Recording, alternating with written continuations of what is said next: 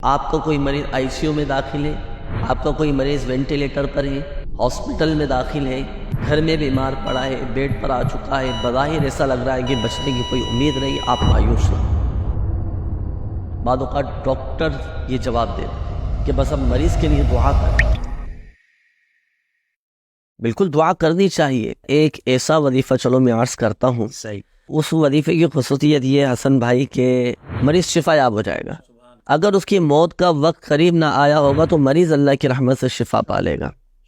آپ جائیں نا کسی مریض کے پاس، گھر میں اگر آپ کے کوئی مریض ہے، والد بیمار ہے، والدہ بیمار ہے، تو آپ عیادت بھی کریں اچھی نیت کے ساتھ، اور 7 مرتبہ آپ یہ دعا پڑھ لیں۔ دعا کیا ہے؟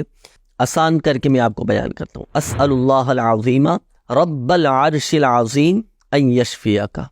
یہ ہمارے آقا صلی اللہ تعالیٰ علیہ وآلہ وسلم نے دعا کی تعلیم ارشاد فرمائی ہے کہ جس نے کسی ایسے مریض کی عیادت کی کہ جس کی موت کا وقت قریب نہ آیا ہو، اور پھر اس کے پاس بیٹھ کر یہ 7 مرتبہ یہ الفاظ کہے، یہ جو دعا میں نے عرض کی ہے، یہ دعا کرے، یہ دعا پڑھے، تو اللہ تبارک و تعالیٰ اسے اس مرض سے شفا عطا فرمائے گا۔